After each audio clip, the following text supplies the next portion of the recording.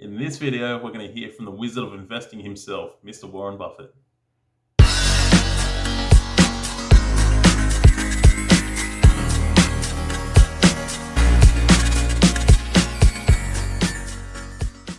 Alright guys, I thought we'd do something a little bit different today. I've just come up with some clips and some snippets of Warren Buffett and when he's given his golden advice.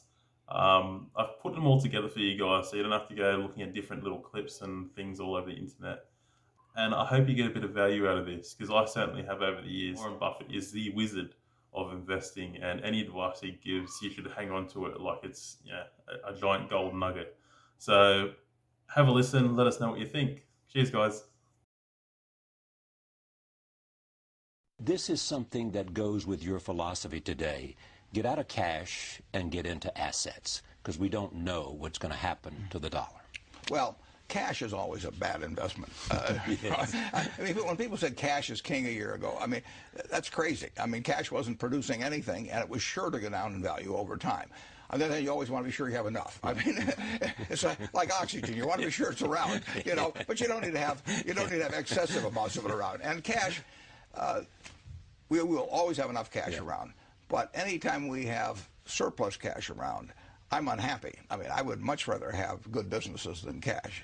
And we found a chance in the last year or thereabouts to deploy. We came in with something over $40 billion in cash, and we've got about $20 billion now, and we've had some earnings. So we put a lot of cash to work, and I like that. No, I'd much rather own a good business than have cash. And it is a hedge against the dollar?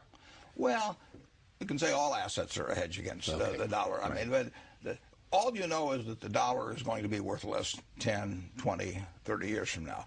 I say worth less, not worthless. Right. You want to watch that. But it will be, and that's true of almost every currency that I can think of. The question is how much it depreciates in value. But cash is not a place at that.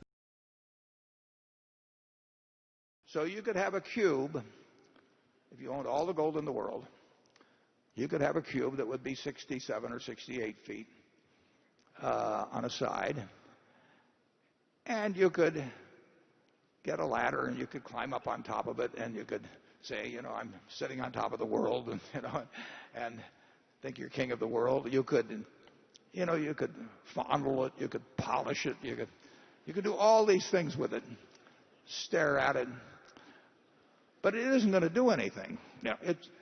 All you are doing when you buy that is that you're hoping that somebody else a year from now or 5 years from now will pay you more to own something that, again, can't do anything, but you're hoping that the person then thinks that somebody else will buy something 5 years later from him. In other words, you're betting on not just how scared people are now of paper money, you're betting on how much they think a year from now people will be scared 2 years from then on.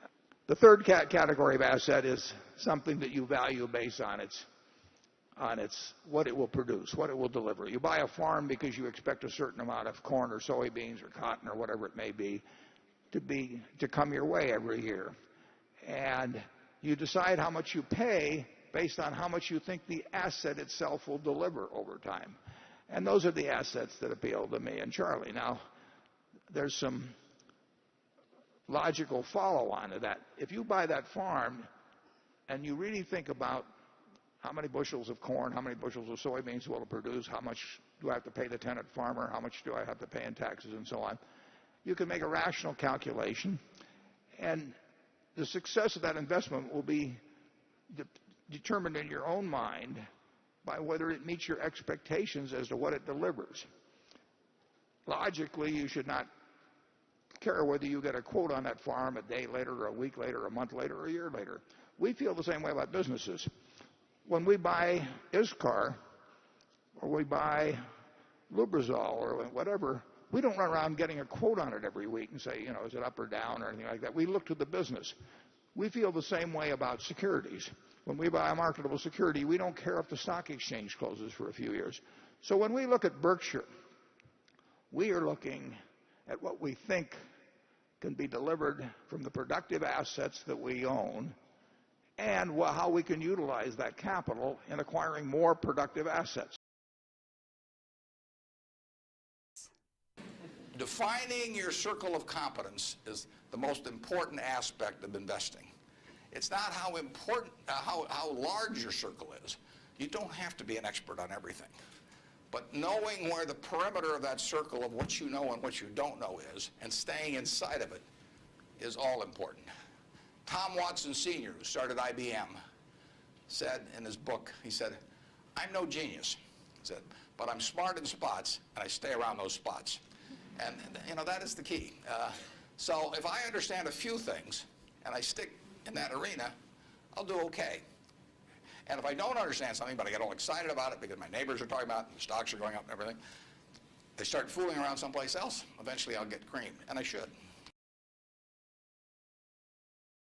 You can't keep always trying. For the average person who's maybe never bought a stock before, what's your advice about that? You can't constantly sit there and wait and say, oh, it's going to go higher, it's going to go higher. We don't even think about that. What we think about is how much is it selling for, how much do we think it's worth. When we bought it at $35 billion effectively, I felt the company was probably worth at least $100 billion. How did it come to your attention? How do you find a stock like PetroChina? I sit there in my office and I read an annual report, which fortunately was in English, and it described a very good company, and told about the oil reserves, told about the refining, told about the chemicals, everything else. And I sat there and read it, and I thought to myself, this company is worth about $100 billion. Now, I didn't look at the price first. I look at the business first and try and figure out what it's worth, because if I look at the price first, I'll get influenced by that. So I look at the company first.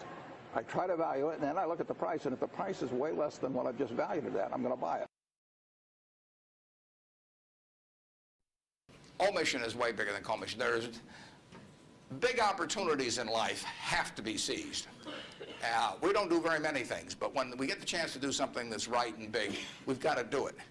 And even to do it in a small scale is just as big a mistake almost as not doing it at all. I mean, you've really got to grab them when they come, because you're not going to get 500 great opportunities. You would be better off if when you got out of school here, you got a punch card with 20 punches on it.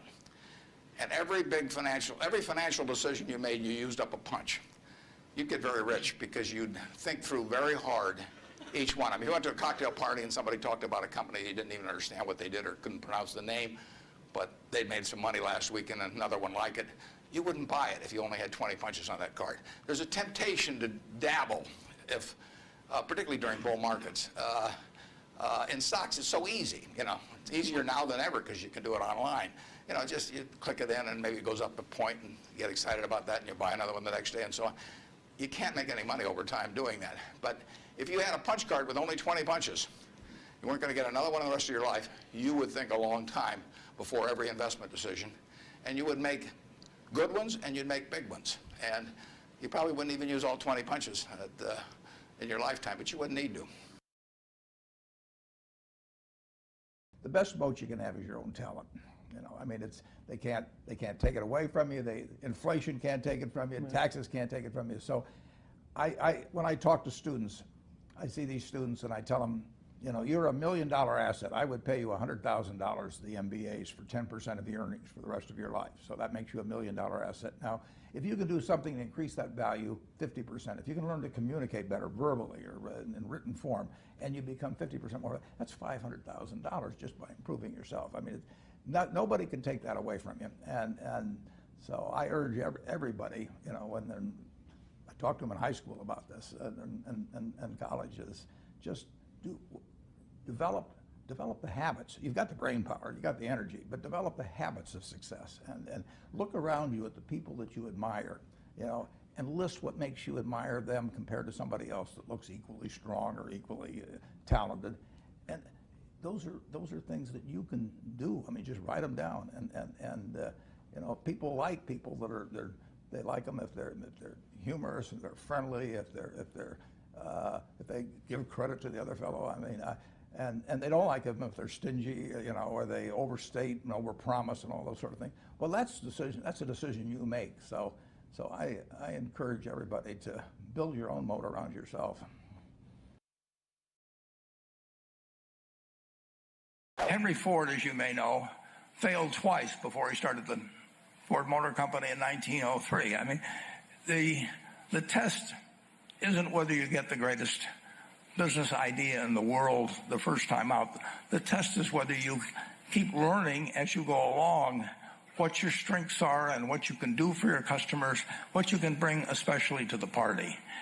And to do that, you need a genuine desire day in, day out to delight the customer. I've never seen a business, and I've seen a lot of businesses, but I've never seen one that delights the customer that doesn't succeed. I mean, what you want is that customer the next day when they think, do I want to rent a car or do I want to buy some furniture? What goes through their mind? You know, it's the place where they've had a great experience.